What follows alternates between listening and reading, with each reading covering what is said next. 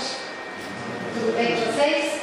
Nós vamos falar um pouquinho sobre um tema bastante interessante, que é olho por olho, dente por dente. Esse tema ele é necessário falar porque, na verdade, nós ainda temos um grande problema com o retorno que a gente dá para os outros em relação ao que eles fazem para nós. Mas nós não vamos falar especificamente de vingança, nós vamos falar de um contexto assim, um pouco mais aberto, para entender por que isso acontece também, né? Mas é bom a gente voltar um pouquinho no tempo.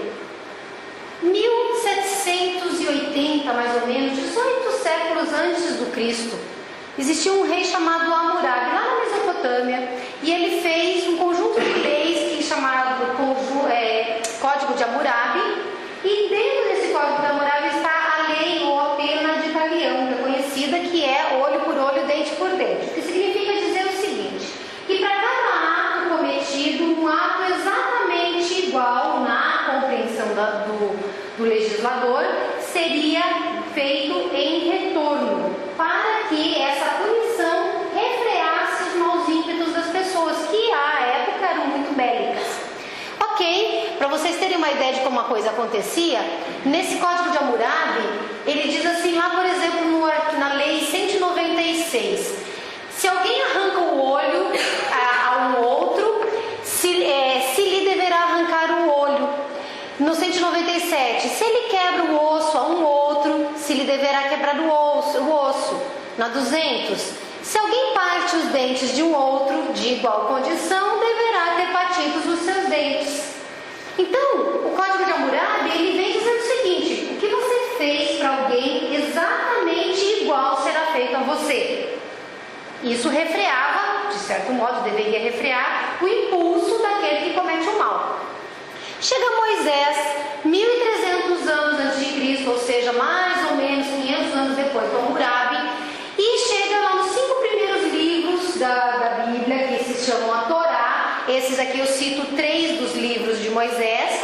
Ele diz o seguinte, mas se houver morte, então darás vida por vida, olho por olho, dente por dente, mão por mão, pé por pé. Isso está em Êxodo. Lá em Levítico ele diz, quando também alguém desfigurar o seu próximo, como ele fez, assim lhe será feito.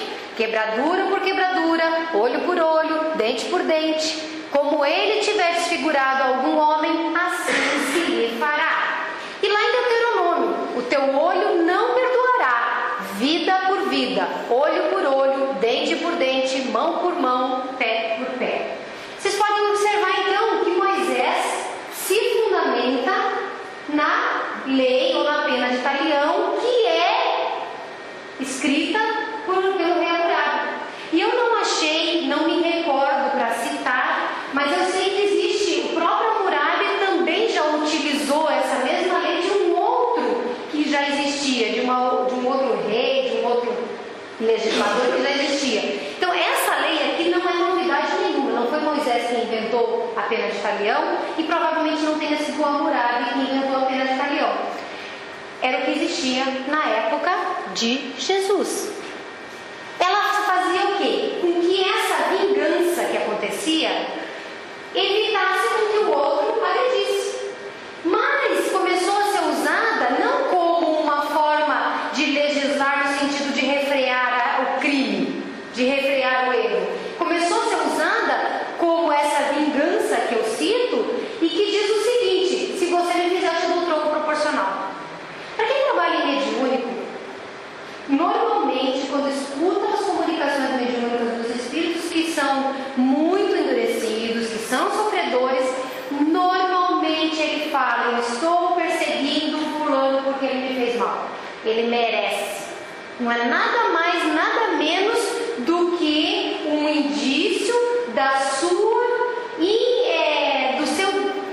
imperfeição moral, traduzida no olho por olho, dente por dente. Ele me feriu, em vez de eu perdoar, eu firo igual.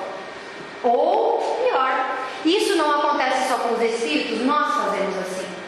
Esse é o nosso problema. Aí chega Jesus e fala assim, tendes ouvido o que foi dito? Quem disse? Moisés, Hammurabi, a história dizia, olho por olho, dente por dente. Eu, porém, vos digo, não resistais ao mal. ele mandou não resistir. E ele explica: se alguém te ferir a face direita, em vez de ferir a face direita do outro, ele fala: oferece-lhe também a outra. Se ao que quer demandar contigo em juízo, para tirar-te a túnica, larga-lhe também a capa. Se qualquer um te obrigar a caminhar com ele 1000 passos, vai com ele ainda mais outros 2000. Olha a mudança que Jesus faz na lei de Moisés, na lei vigente. De repente não é para mais vingar-se, não é para dar mais o troco, é para não resistir ao mal. Mas o que será que significa esse não resistir ao mal? Existe uma lenda hindu, que é a lenda da serpente do santo, e essa lenda está escrita no livro do André Luiz com Chico Xavier e os Mensageiros. Conta que existia uma serpente bastante perigosa que vivia em determinada região da Índia, e essa serpente ninguém conseguia passar perto dela porque ela realmente atacava todo mundo. O que acontece? Passa um santo homem, segundo as palavras do livro Mensageiros, esse sábio, ele passa contando com a proteção de Deus, porque ele tem que atravessar aquele deserto, e ele, quando chega perto da serpente, a serpente o ataca. E aí ele diz: minha irmã, não é esse o objetivo da vida, não fazer o mal não está correto. Ele diz: é da lei que não façamos mal a ninguém.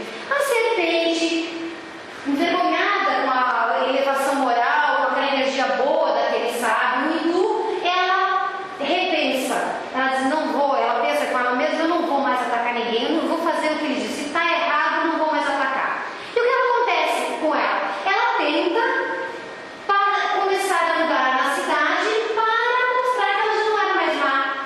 Todo mundo no começo corria, depois percebeu que ela não fugia, não atacava e começaram a ficar perto. Então havia quem dava paulada, quem apedrejava, e ela começou a ficar cada vez mais retraída e amedrontada, porque de um lado ela era o perigo. Quando ela parou de ser o perigo e queria ser amiga, ela passou a ser perseguida por aqueles que estavam fugindo dela. Então havia um troco que se dava a ela. O que acontece? Passa um tempo, ela se esconde, não mais vai a tentar contato com os humanos, e aí volta ao sábio hindu, e passando pelo mesmo lugar, ela encontra toda encolhidinha, assustada no canto, e ele pergunta o que aconteceu, e ela diz: olha, quando você falou comigo, eu me arrependi, eu quis mudar, eu procurei contato com os humanos, só que o que aconteceu foi que começaram todos a me maltratar, a me pisar, a me apedrejar. E aí agora eu tenho medo de sair. Bom, o sábio pensa e diz a ela: minha irmã, você compreendeu tudo errado. Porque na verdade, quando eu te disse para não atacar, eu disse para você não cometer assassínio, para você não ser agressivo, para não ser agressiva, para você não fazer o mal. Mas nunca te disse que não era para defender a obra de Deus. Qual é a obra de Deus? Ela tinha um papel dentro da condição de serpente dela.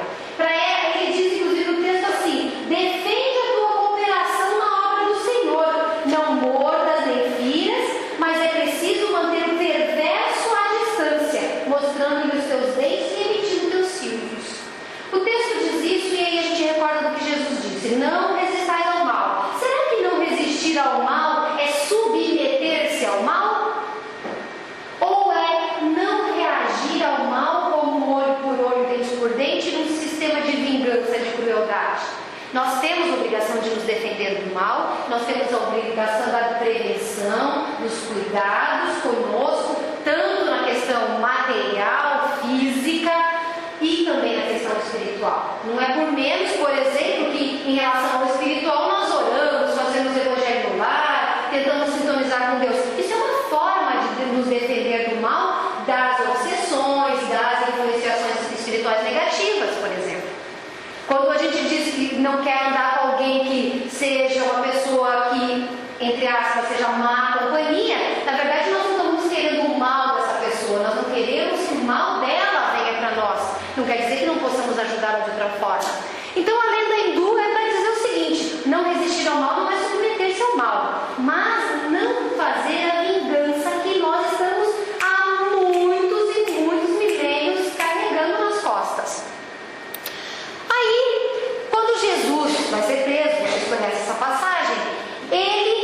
Então Pedro chega, fica nervoso, pega a espada e ataca Malco, que era um dos servos do sumo sacerdote, e corta a orelha, arranca a orelha de Malco. Jesus fala para Pedro que basta, carta a orelha e consegue curar a orelha desse servo. E fala para Pedro: coloca a espada na bainha, porque quem com ferro fere, com ferro será ferido. O que ele quer dizer? Que a vingança volta para nós. Que existe uma lei de retorno que nos devolve aquilo que nós damos. Com relação a isso, nós podemos usar uma outra historieta, que é a historiazinha bem bonitinha da Mariana, que é uma menininha que ganhou um presente, um joguinho lá de chá, e ela, podendo ela brincar com o joguinho, a amiguinha vem na casa dela e convida para brincar. Ela diz: eu não posso, eu vou sair com a minha mãe.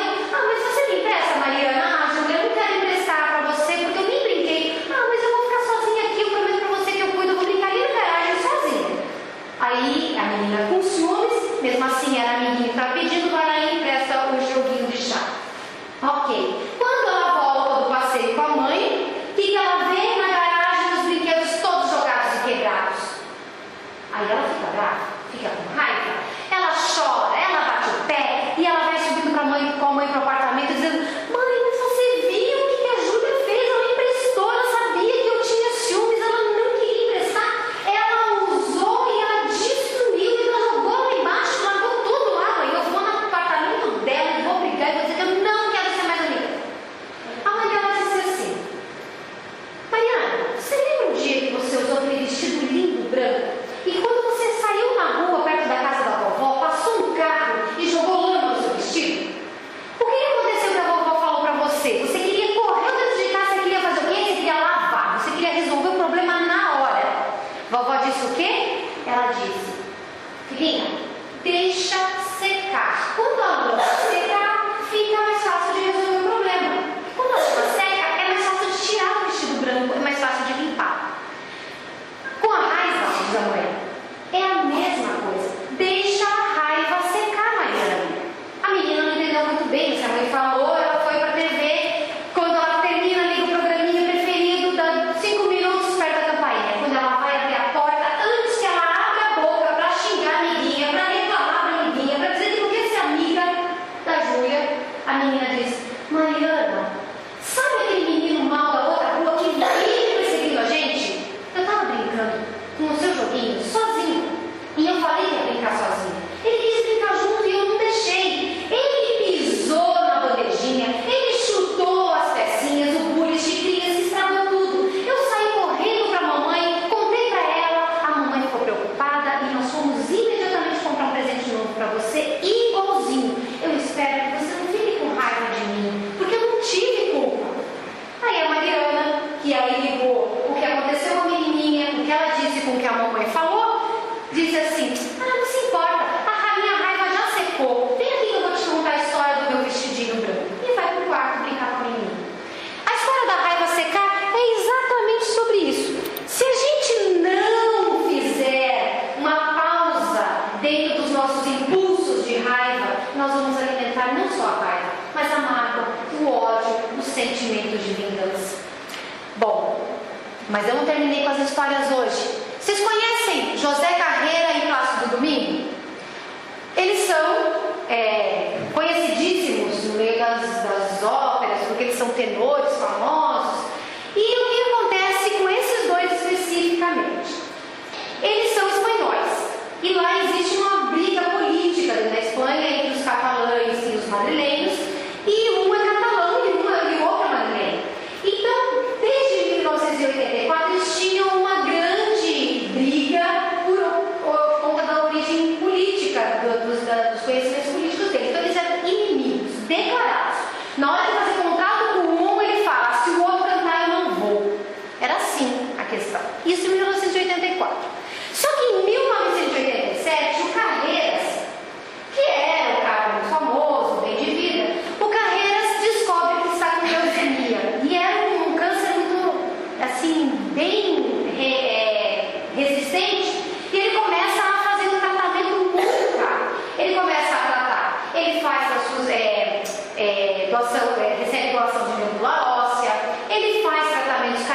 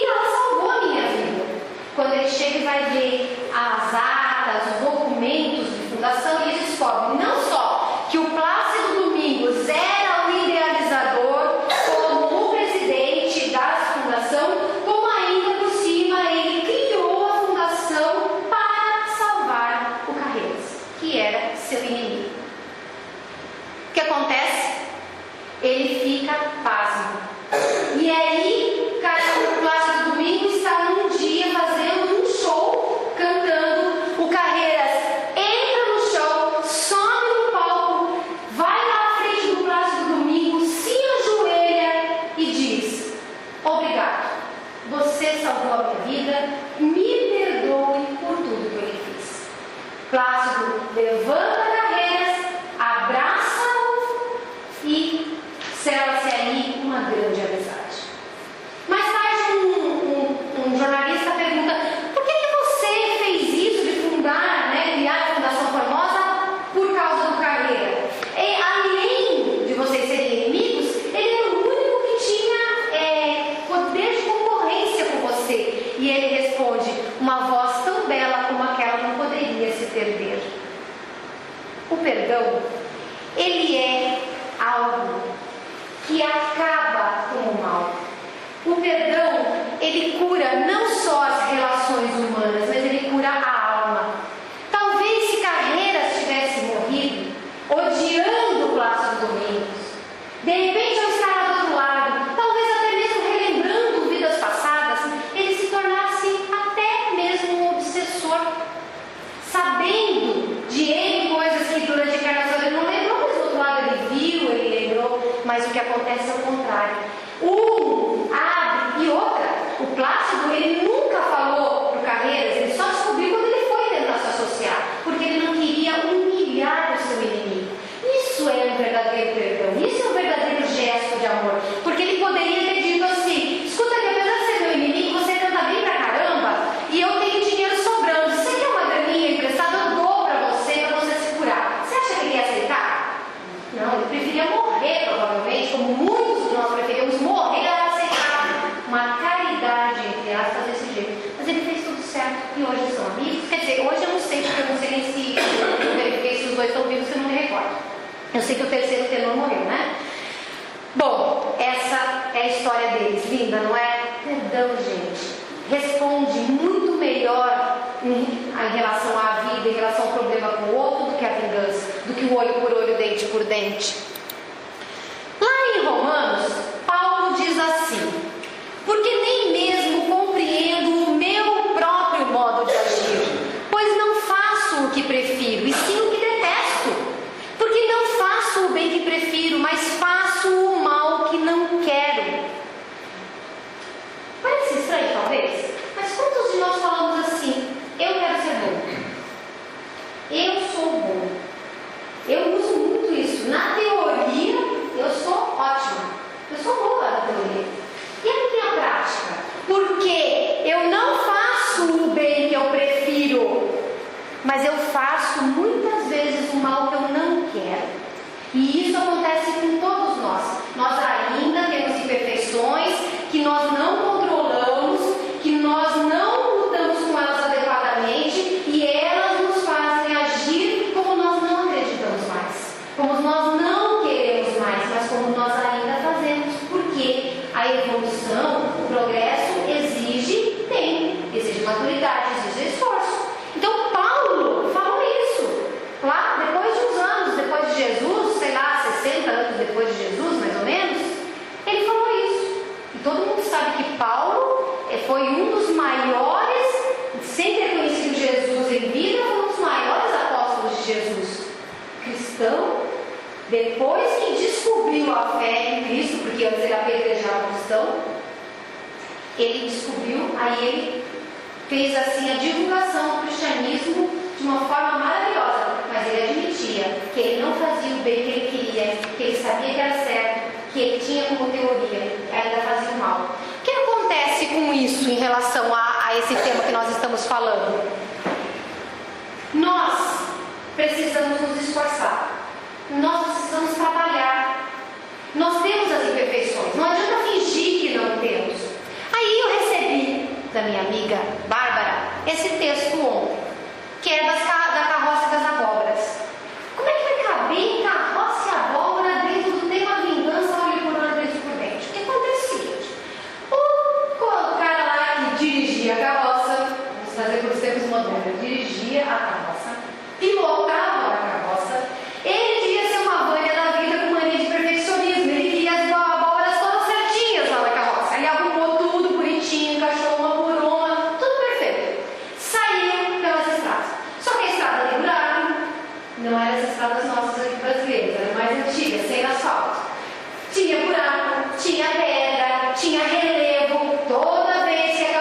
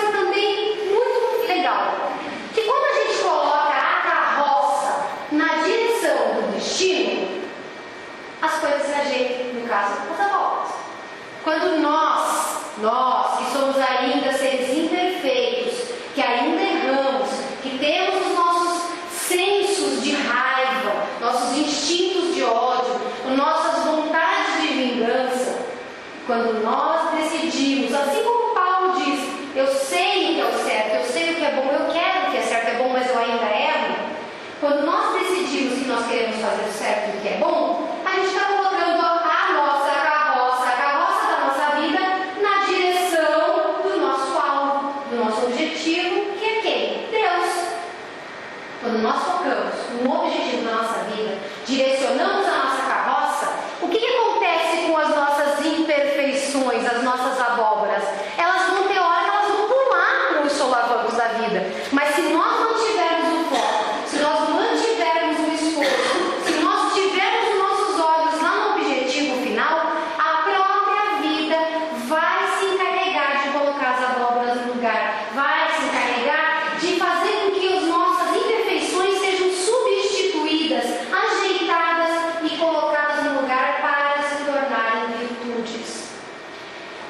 Hoje eu resolvi contar mais historinha para vocês, somente puxando o trecho bíblico de Jesus, tanto com relação a não resistir ao mal, ou o proteger de Paulo, e trazer essas historietas, porque apesar de serem alegorias, nós entendemos muito bem a vida através das alegorias.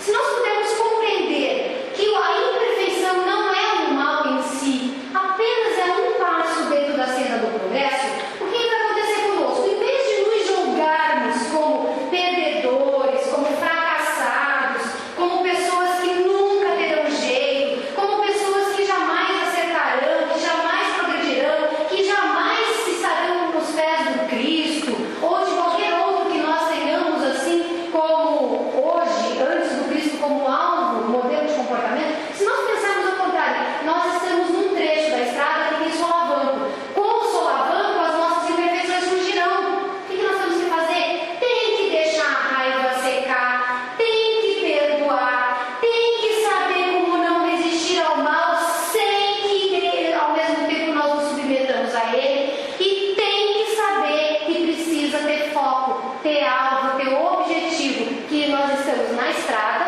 não dá para ficar parado, sentado esperando, não dá para ficar sofrendo porque as abóboras pulam, a nossa vida está esperando nós tomarmos conta dela e fazermos caminhar, fazermos seguir adiante. Então o nosso objetivo hoje não é privilegiar a vingança, privilegiar o olho por olho, privilegiar as nossas imperfeições, mas entender que elas fazem parte de um processo, e exatamente por nós estarmos nesse momento de consciência deste processo é que a gente está progredindo.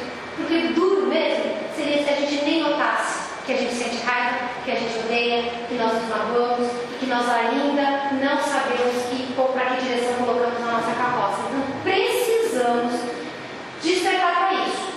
Estar aqui hoje, estar aqui toda semana, conversar sobre isso, trocar ideias, tudo isso faz parte da nossa conscientização. Só que consciência e teoria só se tornam úteis se saírem da prateleira para a nossa realidade prática. Então, nós não podemos nos intitular, isso é a minha humilde opinião, não podemos nos intitular cristãos, não podemos nos intitular espíritas, se nós só tivermos conhecimento teórico. Porque Paulo, quando diz, faço o mal que eu não quero e não faço o bem que eu quero, ao mesmo tempo em que ele fazia isso, ele trabalhava. Não sei se vocês sabem, Maria Teresa de Calcutá, que foi uma mulher fenomenal, uma freira sensacional, que teve gente que chegou para ela entrevistando a perna de um coitado, de um miserável, e aí ele não conseguia sentir o cheiro daquele homem, e disse, madre, eu não faria isso que a senhora está falando, fazendo nem por $1 milhão. Ela falou, também não, meu filho. Porque ela não cobrava nada para fazer. Essa mulher, no recanto da sua solidão, ela escrevia cartas para outra pessoa, que não recordo quem era agora, e falava que ela tinha dúvida se Deus existia, porque ela não era reencarnacionista, ela não conhecia a lei de ação e reação, e ela não sabia como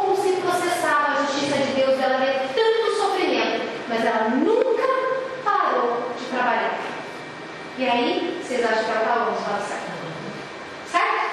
Então, gente, botar as abóboras na carroça, mirar a carroça na direção e vamos lembrar das outras historinhas que eu contei hoje, para que nós saímos daqui um tanto quanto melhores, um tanto quanto mais fortalecidos, porque nós temos muito potencial. A gente só precisa saber se está usando. Tá bem? Deus abençoe a todos, acompanhe vocês nos seus lares, que Jesus proteja. Se Deus quiser, ainda eu os vejo mais uma vez esse ano, mas até lá fica o meu amor.